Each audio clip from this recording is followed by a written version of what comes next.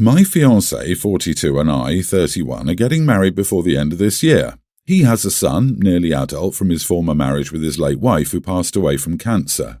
I want to think that my stepson and I have a good relationship. However, he is the most sensitive and emotional kid I've ever met. I'm not saying that's a bad thing, but it does make it difficult for me to deal with him sometimes. He said he's already prepared a PowerPoint project in honor of his mom and plans on playing or displaying it at the wedding. This was an instant no for me for many reasons. First, my fiancé said we should let him because he wants to remember and honor his mom. I told him that this occasion, the wedding, had nothing to do with my stepson's mom, so I'm not sure why we would put a whole PowerPoint project there at the wedding about her. It takes away guests' attention and makes them confused. My fiancé said we have to respect his son's wishes and also said he'll pay for the screen and everything. We had a huge fight about it and I refused to even consider it. The whole thing is just a no-go. I even offered a few pictures or a seat as an alternative, but my stepson isn't having it. When I first met my stepson, he seemed to keep to himself and not attend any family functions, even when inside the house. He avoids spending time with family, is quiet and doesn't talk much. I suggested therapy, but my fiancé said he mentioned this once to him and his son yelled at him, telling him to stop acting like there was something wrong with him by bringing up therapy. So my fiancé stopped bringing it up, and whenever I tried to mention it again, he'd shut me down hard. Things have been pretty tense now. My stepson isn't talking to me, my fiancé just keeps trying to guilt me into saying yes, and it's all just making me feel overwhelmed. Am I the idiot for refusing to make this happen? My fiancé commented, saying my refusal is an indication that I have an issue with my stepson's mom, and that I'm being unfair to him since he spent so much time and effort preparing this project that obviously means a lot to him. Not the idiot. You have the right to make the day about your current love with your fiancé, not to feel like you're living in his deceased wife's shadow. I don't think the kid's an idiot. I think the wedding is making his grief come back to the surface. But your husband is. If I were a guest at this wedding, I would be wildly uncomfortable. Seriously, if I saw a PowerPoint presentation dedicated to the groom's or the bride's late spouse at their wedding, I'd be wondering if there were a sweepstake as to how long the marriage would last. Of course, I'd probably not say or bet anything, but I'd wonder if anyone was about to set it up. Sorry, it's lovely that OP's stepson wants to honor his mom, but his dad's wedding to his new spouse is not the place for it. I agree, this comes off as passive aggression towards OP and makes me think the stepson is trying to make a statement of disapproval about the wedding and OP. It might truly be from grief, but if so, he's handling it poorly. It would cast a pall over the whole affair. A PowerPoint presentation about his mother sounds like a great idea for a memorial dinner or event on his deceased mother's next birthday. Unfortunately, it's not appropriate for your wedding. You're not the idiot, OP, and your fiancé doesn't have his perspective straight if he doesn't see this. Offer to host a memorial for him to use the PowerPoint in the near future. Wow, I can't even. This has absolutely nothing to do with your wedding. This is making this all about the dead wife. I don't mean to sound insensitive, but this is so wrong. Honey, wake up and smell the coffee. Your fiancé and your future stepson are making this all about the deceased wife and mother and leaving you in the dust. This is a war you will never win. Get out now. They've made their priorities clear. You will never be one. I agree, the fiancé hasn't recovered enough from his grief to be going into another marriage. Either that or he has no idea how to parent a grieving, depressed teenager who may also have a contributing mental illness. I'm worried for the stepson who yelled at his father for even suggesting therapy. Like, every human on the planet would benefit from therapy for one reason or another at some point in their lifespan, and yet people think they don't need it because it means they're innately broken. I'm 23, the mother of a beautiful 8-year-old girl. If you want to do the math, I was a teen when I had her. When I told my ex, let's call him Jake, that I was pregnant, he dumped me and told me that he didn't want to be a part of the baby's life. I told him that he'd made his choice and don't come back when he wants to play daddy. So I raised her as a single teen mom. Sure, it was hard, but she was worth it. Recently I got engaged and my fiancé has been wonderful with my daughter. He goes to football games to watch her cheer, any plays or concerts. He's in the front row with the biggest smile. My fiancé asked me to adopt her as his own. I don't think I said yes fast enough, and we prepared to ask my daughter to be adopted by him. Jake is back in town and asked me to see my daughter. He went on about how he made a mistake by leaving, and now his chance to be a dad is zero because he's infertile after an accident. I told Jake that he'd made his bed and he should sleep in it. He contacted my family and friends to get in touch with my daughter. Now my family's telling me that he should see her and how people have changed. I told them off, and they said they wouldn't be at my daughter's birthday party unless Jake could see her. Am I the idiot? He's infertile after an accident. This is the only reason he's here. No accident means he'd still have no interest in your daughter. You are not the idiot, OP, and tell your family your daughter is not a backup child for his infertility, and she doesn't deserve that. She has a father now who chose to be in her life. If they don't visit her because of this, tell them anyone who would ditch her for something that's not in her control can stay the heck away and have no business being called family at all. So, just like Jake, there won't be a coming back from that choice. Yeah, remember that one time I got you pregnant when you were a teen and you had to raise her 8 years all by yourself because I was too chicken to be there and said, "This is your problem, not mine, I'm out"? Well, I want to reverse that and be there again. LMAO. Okay, now let's be realistic. Time to go to a lawyer and see what the best options are, because technically he is her dad. Get things straightened out because this could get messy if you don't do this.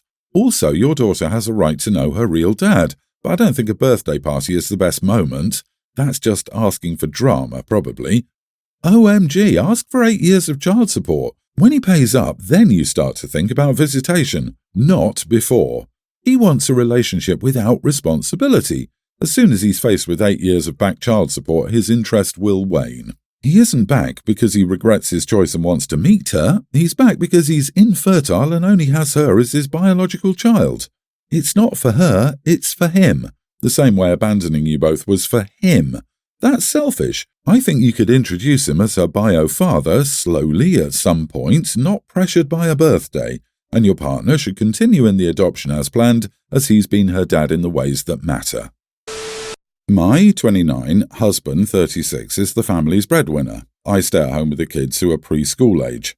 He pays for the mortgage, bills, household needs, food, kids' needs, etc. He set a monthly budget for each category and handles getting everything done. Recently, he's become overwhelmed and told me to handle grocery shopping, but before he let me, he asked me to write a list of all the stuff we need so he could calculate the total, and also so he'd have an idea how much I'll be spending when I take his credit card. I didn't have an issue with that because we'd watch our spending habits this way. However, he said I'm never allowed to get something that isn't on the list unless I'm paying for it some other way. On Friday, I was doing some grocery shopping and saw that the store had some nice shoes on sale. The price was insanely low for this brand, and so I decided to grab a pair for my husband, thinking he'd be happy with them since he needed new sneakers anyway. So I bought them, and when I showed them to him, he flipped out on me, saying I made a huge mistake by buying something not on the list. I agreed with him, but I thought that since the shoes were for him, then it'd be different. He said I screwed up and shouldn't have bought those sneakers without even telling him. But in my defense, I said that the price was low, so it's not like I spent $100 on shoes, and also I saw this as a great deal and wanted him to have those nice sneakers. He plainly said that what I did was considered stealing, since he never consented to have those sneakers purchased, and said that I'm being irresponsible with money, that's why I no longer have an income and my spending habits need a grip. I felt hurt by what he said. We argued about it for hours and he avoided speaking to me the rest of the day. The next day I returned the sneakers and took the money back. He got home in the evening and lost it when he found out I returned them. He said he couldn't believe how petty and childish I was to actually do this. I explained I was just correcting my mistake. He tried to contact the store and was told the sneakers were already sold. He got even angrier with me, but I told him that he accused me of stealing for him when I was just trying to make a nice gesture for him. He yelled that I had a lot of nerve calling what I did a nice gesture while using his money to do it. I told him he had no right to yell at me after I corrected my mistake and gave back the money he accused me of stealing. He threw a fit, then went out with his friends and came home late at night, still not talking to me. Did I mess up? Maybe I shouldn't have purchased them knowing they weren't on the list, but I just wanted him to have those sneakers and thought I was making a nice gesture. Not the idiot. His money. Charge him for cooking, cleaning, laundry, general housekeeping and childcare then. If you're a stay-at-home mom, he earns family money. This is financial abuse. As for the argument that you stole his money to buy him a gift, it is beyond messed up. If you decide to stay with him, surely you should stop buying him birthday and Christmas presents. By his own logic, you're stealing from him. I hate stuff like this. I'm the breadwinner in my family and would never, never, never tell my husband he's stealing my money because it isn't just mine. I can work the hours and way I do, 12-hour shifts, because he watches the kids and takes care of my home. It would be a lot less if it were mine because I'd be paying for childcare. I almost wish stay-at-home moms had a way of drawing up a contract with their breadwinner person, because sometimes I see so many thinking it means I work and get to control all the money and they're just lucky to exist in my house. My God, get out of there. He doesn't want a wife, he wants an enslaved person. Either that or he's so overwhelmed by the responsibilities of being a parent and sole breadwinner that he's lashing out at you. Either way, he needs help and you need a job and an exit strategy. My 26 male grandma passed away less than a year ago. She had a recipe book with all her recipes handwritten with full of detail that she wanted us to have so we would keep eating her food after she left us. She and I were the cooks of the family and we often cooked together, so I kept it. However, I haven't made any of her recipes since she left us. I will do it, but not yet. Last Saturday, my girlfriend, 25 of 6 months, was at my place and had a look at my grandma's recipe book. She asked if she could take some pictures to get the recipes and I said sure. Grandma would be proud to share it. This weekend, she invited me and some friends for dinner, all cooked by her. She brought what she called her signature chocolate biscuit cake for dessert. When I first saw it, I thought, that's my grandma's cake. But since my girlfriend kept saying that it was her original recipe, I guess she just took some inspiration or Googled something similar. When I tried it, I couldn't stop the tears coming out of my eyes. That was 100% my grandma's go-to cake. Birthdays, Christmas, family gatherings, you name it. Even on the times we'd buy an already made one, we'd still have her cake too. Non-negotiable. Everyone was like, "What's wrong? Are you okay?" And I couldn't stop crying like a baby, saying that was my grandma's cake and telling my girlfriend that she'd nailed the recipe. Her friends teased her a bit about her bragging about her signature cake, but it wasn't a big deal as they all loved it and congratulated my grandma for her amazing recipe, and my girlfriend for getting it right too. But when people left, my girlfriend went off on me for exposing her in front of her friends. She thinks I should let her take the credit and shut up, but it's not like I chose to start crying in public either, so now she isn't speaking to me. Am I the idiot? Okay, not the idiot times 100. Your girlfriend is a liar for one. And you're never the idiot for exposing a liar. And for two, how dare she claim your grandma's alive or past recipe as her own? That's so disrespectful to your family. What did she expect would happen? Did she think that you wouldn't recognize the recipe? Or that you wouldn't have an emotional reaction to a food that has strong ties to emotional memories for you? This is a flawed plan from start to finish. If your girlfriend wanted to steal a recipe, she needed not to invite you to eat the dish she made with the said recipe. Your girlfriend, unfortunately, is the idiot for trying so hard to call it hers. Here's the deal. The world is quite divided amongst people who believe this kind of stuff is no big deal and those who invest way too much energy into gatekeeping lasagna. However, the moment she decided to purposefully be dishonest and lie about her writing it, that's just wrong. And honestly, immature if you ask me. So, my husband, 27, has been coming home late recently. I'm talking 2 or 3 a.m. kind of late. I don't know what he's doing out that late at night, but he says his evening shift tends to extend and he works extra hours. Anyways, I'm a new mother, I'm constantly exhausted and I only get a few hours to sleep. So normally, when he's out so late, I have my dinner and don't put anything aside for him because he obviously eats at work, as he said. On Thursday, I get woken up by him shaking me at 2:45 in the morning. I ask him what he wants and he tells me he's hungry and wants to eat. I tell him that I didn't have dinner put aside for him thinking he'd already eaten at work. He loses it on me and asks, "Are you crazy? Ate at work?" He then demands I go make him dinner. Dinner at 2 in the morning? I snap at him and yell at him, asking what dinner is at 2 in the morning. He then threw at me that he was working all day and asked what I was doing all day. The baby gets woken up, which makes me madder. I start arguing with my husband and he storms out of the room, saying I should make it up to him after I decide not to save dinner for him. He then comments on how much I eat and how much weight I'd put up lately. I refuse to make dinner and he goes to sleep without eating anything. He goes into radio silent state after telling me he works hard for this family compared to me and that the least I could do is have dinner ready for him, whatever the time is. Am I the idiot for not getting up to make him dinner at 2 and snapping at him after he insisted? Not the idiot. What the heck? You don't know what he's doing, and he clearly doesn't know what's involved in being the parent at home with a newborn. And he mentions your weight?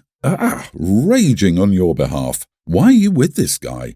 I'd be interested in whether or not OP can see the extra money to account for the extra hours. If not, I wonder if it's low-level BS where he's simply sleeping at work avoiding the newborn, or high-level BS where he's taken a mistress to numb the reality of his current life. Exactly what I was thinking. He's also theoretically an adult and therefore capable of feeding himself. Who wakes someone up at 2 a.m. to cook? Especially a new mom. I'm in awe of the audacity here. Coming home that late at night when anyone who doesn't work those hours is likely asleep, he should have gone through some local chew and spew for something. Are you a new mother to a baby or to your idiot husband? Seriously, what an abusive, childish idiot. He's got arms to cook with and a big mouth to eat with. He can make his dinner at 2:45 a.m. By the way, what's he doing staying out that late? I'm not buying the extra hours BS either. I think you need to pay attention and see if these so-called extra hours show up on his paycheck. Speaking of money, I hope you have your own bank account, and if not, get one and try to stash money just in case, because he's a massive abusive idiot, and I didn't even write what I think of him calling a new mother fat. Personally, I would be planning an exit plan.